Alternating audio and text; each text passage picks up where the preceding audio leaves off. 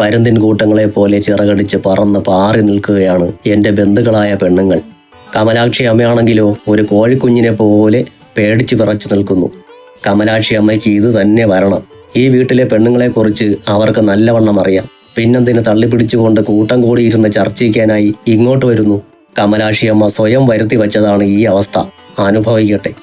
എന്തായാലും പെണ്ണുങ്ങളുടെ ഈ വീട്ടിൽ കിടന്നുള്ള തലകുത്തി മറിയൽ എനിക്ക് അംഗീകരിച്ചു കൊടുക്കാൻ പറ്റില്ല. കല്യാണം കഴിഞ്ഞു, ആദ്യ രാത്രിയും കഴിഞ്ഞു. ഇനി എല്ലാവർക്കും പിരിഞ്ഞു പോകാം. ബാക്കിയുള്ള കാര്യങ്ങൾ ഞാനും മൃദവും കൂടി ആലോചിച്ച് അങ്ങ് ചെയ്തോളാം. ആരുടെയും ഉപദേശവും സഹായവും ഒന്നും വേണ്ട. ബന്ധുക്കൾ ഇനിയും വീട്ടിൽ തുടരുന്നത് എനിക്ക് ഇഷ്ടമാകുന്നില്ല എന്ന് കാണിച്ചു കൊടുക്കാൻ ഇതാണ് പറ്റിയ അവസരം. നിങ്ങൾ എന്താണ് ഇവിടെ കാണിച്ചു കൂട്ടുന്നത്? ഇത് ചന്തയാണോ? ഞാൻ സർവ്വശക്തിയും സംഭരിച്ച് അലറി. സത്യം പറഞ്ഞാൽ ഈ അലർച്ചയിൽ അടുക്കളപ്പുറത്തു നിന്ന ചാമ്പ മരം വരെ കിടുങ്ങിപ്പോയി. പക്ഷേ പെണ്ണുങ്ങൾ ചിരിച്ചുകൊണ്ട് നിൽക്കുന്നു. ഏതോ പ്രാന്തൻ പിച്ചും പേയും പറയുന്നു എന്ന മട്ടിലാണ് അവരുടെ നിൽപ്പ്. എന്നെ ഇവറ്റകൾക്ക് ഒട്ടും പേടിയില്ല. എന്നാലും ഞാൻ തുടർന്നു. ഇതുപോലെ ഇവിടെ കിടന്ന് കൂറ വർത്തമാനം പറയാൻ ഞാൻ സമ്മതിക്കില്ല. ഒരു പെണ്ണ് വന്ന് കയറിയിരിക്കുകയാണ്. അതെല്ലാവർക്കും ഓർമ്മ വേണം. നമ്മുടെ കുടുംബത്തെ നാറ്റിക്കരുത്. ഇനി ഇവിടെ നിങ്ങളുടെ ശബ്ദം ഉയർന്നാൽ ഞാൻ വെട്ടുകത്തിയെടുക്കും. സൂക്ഷിച്ചോ. എൻ്റെ മുഖം ഒരു രാക്ഷസൻ്റേത് പോലെ ക്രൂരവും പൈശാചികവുമായി മാറി. പക്ഷേ പെണ്ണുങ്ങൾ അപ്പോഴും ചിരിച്ചുകൊണ്ട് നിൽക്കുന്നു. ഈ പുല്ലുകളെ വെട്ടി കൊല്ലട്ടെ. എനിക്ക് അതിയായ ദേഷ്യം വന്നു. അമ്മേ, ഇങ്ങോട്ടൊന്ന് വരൂ. ഞാൻ അമ്മയെ നോക്കി അലറി. ഇത്തവണ അമ്മ കുണുങ്ങി കുണുങ്ങി ഓടി വന്നു. അതെൻ്റെ മുഖത്തെ ദേഷ്യം കണ്ടിട്ടാണ്. കാര്യങ്ങൾ വശപിച്ച കാണുമെന്ന് അമ്മയ്ക്ക് തോന്നി കാണണം. എടാ ഉണ്ണി, പെണ്ണ് കെട്ടിയതോടെ നീ വലിയ ചൂടനായി മാറിയല്ലോ. അമ്പുചാക്ഷി വല്യമ്മ ചിരിച്ചുകൊണ്ട് ചോദിച്ചു. ഇവരെ ആദ്യം വെട്ടിക്കൊല്ലണം, ഞാൻ മനസ്സിൽ കരുതി. പെണ്ണ് കെട്ടിക്കഴിഞ്ഞാൽ ചില ആണുങ്ങൾ മുട്ടയിട്ട് കിടക്കുന്ന അണലികളെ പോലെയാണ്. ഭയങ്കരമായി ചീറ്റും. മോനെ ഉണ്ണിക്കുട്ടാ, നീ അങ്ങനെയൊന്നും ആവല്ലേ. അങ്ങനെ ആയാൽ നിനക്ക് തന്നെയാണ് അതിന്റെ ദോഷം. ശകുന്തള മാമി അതീവ ഗൗരവത്തോടെയാണ് അത് പറഞ്ഞത്. ഇവൻ ചീറുകയേ ഉള്ളൂ, കൊത്തില്ല, പാവമാ. കമലാക്ഷി അമ്മ ചിരിച്ചു. ഇവർക്ക് കിട്ടിയതൊന്നും പോരാ എന്ന് തോന്നുന്നു. നീ വെട്ടുകത്തിയെടുക്കുമെന്നൊക്കെ പറഞ്ഞു കളഞ്ഞല്ലോടാ. നിന്നെ ഞാൻ എൻ്റെ കയ്യിൽ കൊണ്ട് നടന്നാ വളർത്തിയത്. നീ മൂത്രമൊഴിക്കാത്ത ഒരു തുണിയും അന്ന് എനിക്ക് ഉണ്ടായിരുന്നില്ല. ഇപ്പോഴും എൻ്റെ കയ്യിലുണ്ട് നിന്റെ മൂത്രത്തിന്റെ വൃത്തികെട്ട നാറ്റം. പത്മജ അമ്മച്ചി തന്റെ കൈകൾ കാണിച്ച് കണ്ണീരോടെ മൊഴിഞ്ഞു. നമ്മളോട് ഇങ്ങനെയൊക്കെ പറഞ്ഞാൽ നിന്നോട് ദൈവം ചോദിക്കും. അത്രമാത്രം സഹായമാ ഞങ്ങളെ കൊണ്ട് നിനക്ക് ഉണ്ടായിട്ടുള്ളത്. തൊലി വെളുത്ത ഒരു പെണ്ണിനെ കണ്ടപ്പോ കഴിഞ്ഞതൊന്നും മറക്കല്ലേ ഉണ്ണി. അങ്ങനെ പറഞ്ഞാൽ നിന്റെ നാക്ക് പുഴുത്തു പോകും. വനജമാമി മണ്ണ് വാരി എറിഞ്ഞുകൊണ്ട് ശപിച്ചു. ഭീഷണി, സെന്റിമെന്റ്സ്, ശാപം എല്ലാമായി. പക്ഷേ ഇത്തിൽ കണ്ണികളെ, നിങ്ങൾ മര്യാദയ്ക്ക് ഇവിടം വിട്ടു പോകുന്നതാണ് നല്ലത്. ഇല്ലെങ്കിൽ വെട്ടുകത്തി എടുക്കുമെന്ന് പറഞ്ഞാൽ വെട്ടുകത്തി എടുത്തിരിക്കും തീർച്ച. കുഞ്ഞുനാളിൽ മൂത്രമൊഴിച്ചതൊന്നും അപ്പോൾ ഞാൻ ഓർക്കില്ല. ഞാൻ മനസ്സിലാണ് ഇതൊക്കെ പറഞ്ഞത്. അവരോട് ഇതൊന്നും പറയാൻ പോയില്ല. എന്താടാ ഉണ്ണി? ഓടി അടുത്തു വന്ന അമ്മ എന്നോട് ചോദിച്ചു. ഞാൻ അമ്മയെയും വിളിച്ചുകൊണ്ട് വീടിനകത്തേക്ക് കയറി. ഞാൻ അമ്മയോട് സംസാരിക്കുന്നത് ബന്ധുക്കളായ പെണ്ണുങ്ങൾ കേൾക്കാൻ പാടില്ല, രഹസ്യമാണ്. വീടിനകത്ത് കയറിയ ഞാൻ അമ്മയോട് ചോദിച്ചു. എന്തിനാ അമ്മ ഇവരൊക്കെ ഇപ്പോഴും ഇവിടെ തങ്ങുന്നത്? കല്യാണവും കഴിഞ്ഞു, മറുവീടും കഴിഞ്ഞു. ഇനി ഇവർക്ക് വീട്ടിൽ പോകരുതോ? ഇവിടെ കിടന്ന് ചിലപ്പും ബഹളവും വഴക്കും. എനിക്ക് ആകെ ദേഷ്യം വരുന്നു. എന്റെ സ്വൈര്യം നശിച്ചിരിക്കുന്നു. അമ്മയാണ് ഇവരെ വളച്ചു കൂട്ടിയിരുന്ന് കാര്യം പറഞ്ഞ് ഇവിടെ പിടിച്ചു നിർത്തുന്നത്. എനിക്ക് തലപ്രാന്ത് വരുന്നതിന് മുമ്പ് എല്ലാത്തിനെയും അടിച്ചിറക്കി വിടണം. ഇതെന്റെ അപേക്ഷയല്ല, ആജ്ഞയാണ്. ഉണ്ണികൃഷ്ണനിൻ കട്ടളായി. ഇത്രയും പറഞ്ഞിട്ട് ഞാൻ നിന്ന് കിതച്ചു. കോപം എന്റെ വയറ്റിൽ കിടന്ന് ഉരണ്ടു പിരണ്ടു. ഡാ മോനെ, ഒരു പെണ്ണിനെ കിട്ടിയപ്പോൾ നിന്നെ എടുത്ത് വളർത്തിയ മാമിമാരെയും കുഞ്ഞമ്മമാരെയും അപ്പച്ചിയെയും ഒക്കെ നീ മറന്നോ? നിന്റെ കല്യാണം എന്ന് പറയുന്നത് അവർക്കൊക്കെ ആഘോഷിക്കാനുള്ള ഒരു അവസരമല്ലേ? കണ്ടില്ലേ അവരുടെ മുഖത്തെ സന്തോഷം? നമ്മളോട് സ്നേഹമുള്ളത് കൊണ്ടല്ലേടാ അവർ ഈ വീട്ടിൽ ഇങ്ങനെ തങ്ങുന്നത്. ബന്ധം, സ്വന്തം എന്നൊക്കെ പറയുന്നത് ഇതുപോലുള്ള കൂട്ടായ്മകളുടെ ആഘോഷമല്ലേടാ. അമ്മ വികാരാധീനയായി.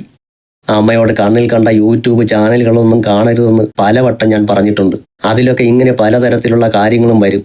അവന്റെയൊക്കെ വീട്ടിൽ ഇതുപോലെ ബന്ധുക്കൾ അടവച്ച് കിടന്ന അപ്പോ അറിയാം അവന്റെയൊക്കെ തനിക്കോണം.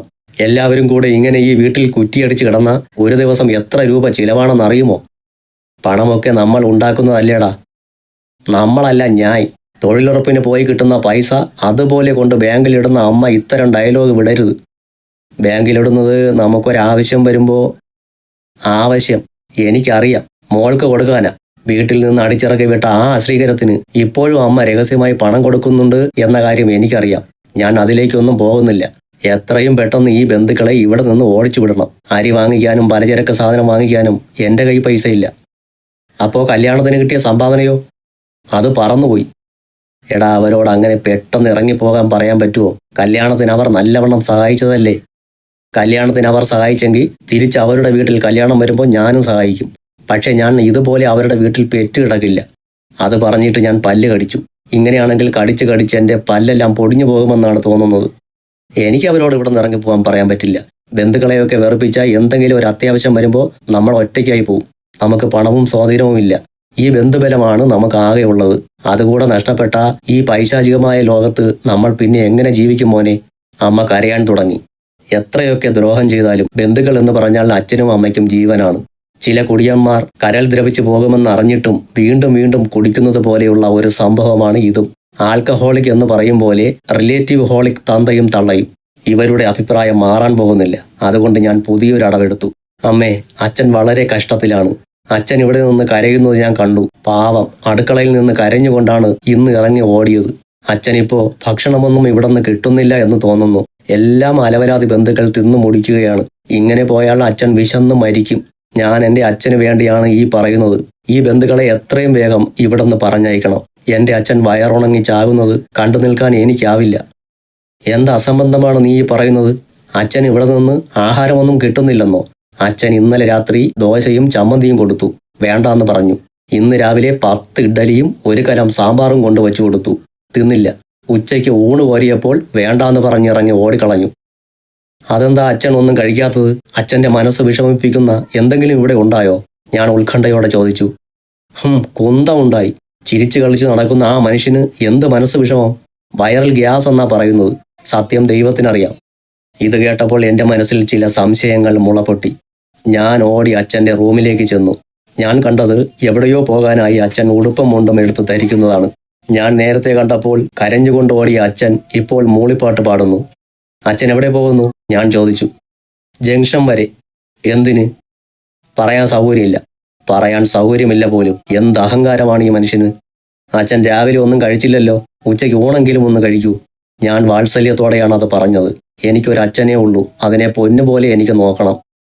വേണ്ട, വയറിന് നല്ല സുഖമില്ല, അച്ഛൻ ധൃതിയിൽ പുറത്തേക്ക് ഇറങ്ങുന്നതിനിടയിൽ പറഞ്ഞു. അപ്പോൾ എനിക്കൊരു കാര്യം മനസ്സിലായി. അച്ഛൻ്റെ കയ്യിൽ നല്ല കാശിരിപ്പുണ്ട്. കയ്യിൽ കാശുണ്ടെങ്കിൽ അച്ഛന് വീട്ടിലുണ്ടാക്കുന്ന ഭക്ഷണത്തോട് പുച്ഛമാണ്. കടയിലെ ബെറോട്ടയും ഇറച്ചിയുമേ പിന്നെ ഇറങ്ങൂ. എൻ്റെ കല്യാണത്തിൻ്റെ അന്ന് പിരിച്ച പണം ഒരുപാട് അച്ഛൻ്റെ കൈവശമുണ്ട് എന്ന് ഇതോടെ ഉറപ്പായി. അതാണ് വീട്ടിൽ നിന്ന് ആഹാരം കഴിക്കാതെ പുറത്തേക്ക് പോകുന്നത്. അച്ഛൻ വാങ്ങിക്കൊണ്ട് ഒളിച്ചു വെച്ച ബെറോട്ടയും ചിക്കനുമായിരിക്കും ഋതുവെടുത്ത് എനിക്ക് തന്നത്. അതാണ് അച്ഛൻ അടുക്കളയിൽ നിന്ന് കരഞ്ഞുകൊണ്ട് ഇറങ്ങി വന്നത്. ആശിച്ച് വാങ്ങിക്കൊണ്ടുവന്ന ബെറോട്ടയും ചിക്കനും മോഷണം പോയാൽ ആരായാലും കരഞ്ഞു പോവും. ഇപ്പോൾ കാര്യങ്ങളെല്ലാം എനിക്ക് മനസ്സിലായി. വയറിൽ ഗ്യാസ് പോലും. അത് വിശ്വസിക്കാൻ എൻ്റെ തലയ്ക്കകത്ത് ഗ്യാസല്ല, തലച്ചോറാണ്.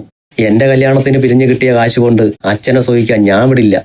ആ കാശ് എവിടെയാണ് ഒളിച്ചു വച്ചിരിക്കുന്നത് എന്ന് ഞാൻ ഇന്ന് തന്നെ കണ്ടുപിടിക്കും. അമ്മയാണ് സത്യം.